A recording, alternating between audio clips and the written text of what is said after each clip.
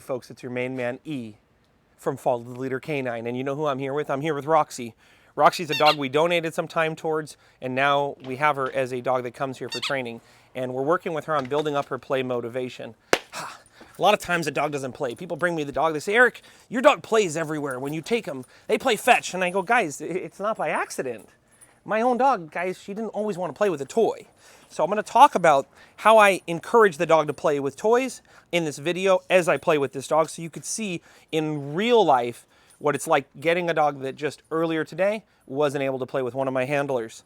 Oh, I'm going to get that toy. Haha, nice, good girl. Rule number 1, building play motivation, be playful. Look at my body language.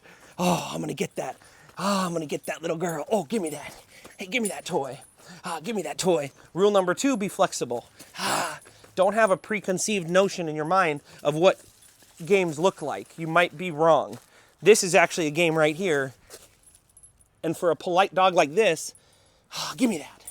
It's going to be easier for her to initiate tug where I'm letting her know that it's fine, she has it. Oh, she's got that toy. Okay, your grips are another thing. When the dog's developing grips that are not very effective, it can lend them to not want to grab the toy because they can't bite it very well. This grip here, it's hooked on her front canines. Oh, you won. Good girl. That's fine, but that could cause discomfort. Imagine if it got hooked on that tooth one day and I pull really hard and it hurts that tooth. The dog may go, man, I don't want to play tug anymore. I'm going to pull my tooth out of my face.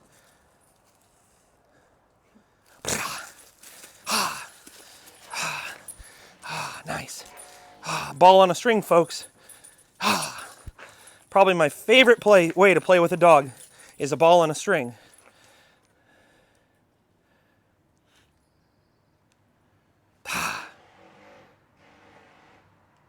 Nice. The vocalization, folks. A lot of times you'll see the person making all these sounds, but the dog's kind of a dud. You notice I make the sounds as the dog gets excited. Yeah. Oh, nice. Ha ha ha. Ha ha. One way to think about this is like,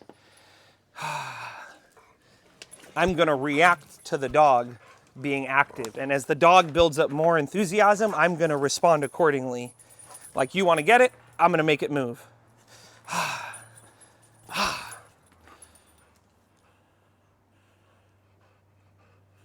Now, this is another thing. There's targeting issues. This dog's really sweet. There, she had a little bit of a conflict. Hey, Eric, the way you're holding that toy, I don't know. Am I supposed to bite the ball? Or am I supposed to bite this part? Or am I supposed to bite here and you let go? I don't know. So I'm not going to bite it. So letting the toy be one where it's very clear what part you pull on and what part the dog's going to bite, that can be helpful. But also having a toy that's longer where the dog's not worried that they're going to accidentally bite your hand. Ha! Nice!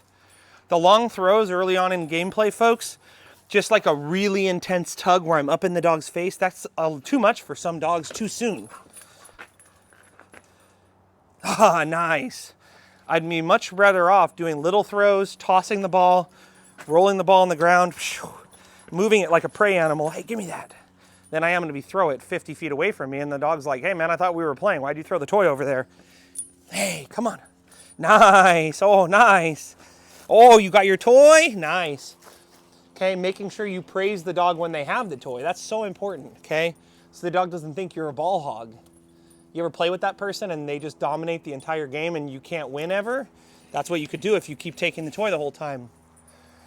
Another thing that's important, let the dog take breaks, okay? Dogs can get winded very easily, especially if it's hot out. And if they're doing a high intensity activity like playing, they could get winded. So make sure that they have time to take water breaks and that when they're done drinking water, you offer them gameplay again. People have brought us dogs that they won't drink water when they're playing because they don't want the game to end. You ready? She's ready?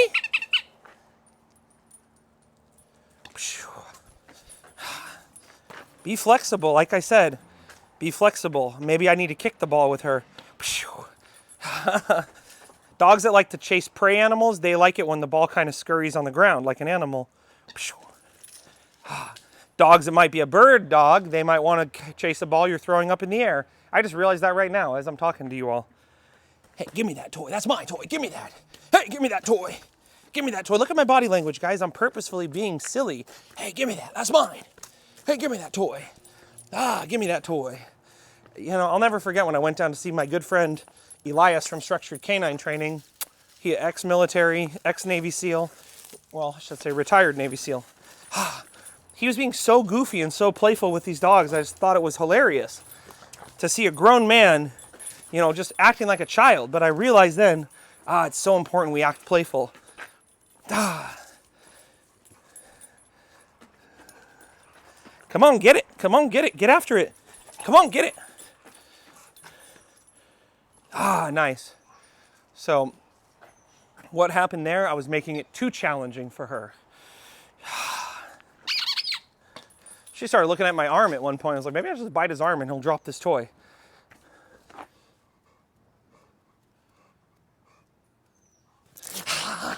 Nice.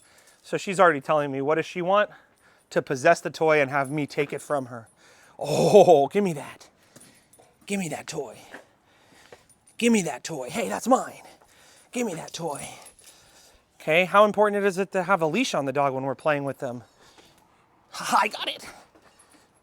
I got it. I got the toy. You can't get it from me. I'm the best. I'm fast. I'm fast. Boom. Nice. Good girl. You got it. Happy. Good girl. Yeah. Okay, and the final lesson, folks. End when the dog still wants to play more. You could see her play drive's waning here. She's not that into the toy. In a perfect world, like if we weren't videotaping this for YouTube, we'd stop before the dog even gets remotely disinterested. We did a good girl. Are we all done? Yeah, very good. Proud of you. Good job. Folks, realize there's the physical challenge of playing. It can be very physically exhausting.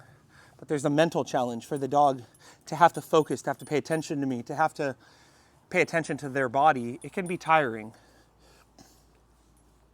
A structured gameplay session where you're being very dynamic will tire a dog out much faster than just throwing the ball over and over or just playing tug nonstop, because it's teaching the dog to have to use their mind. We're all done, huh, baby? All done. No. Typically when I cool down, I want the dog either looking at me, looking at the toy, or just staring off into space. When I'm cooling down with them, I don't want them staring at squirrels. Oh, you did good girl, huh? Good muppy, good girl. Good slobber marks on your head, good. So remember, folks, as always, we don't blame them, we train them. And if you have some sort of bully breed, pit bull mix that doesn't eat poop, give them a kiss and play with them with toys. Maybe be a good girl.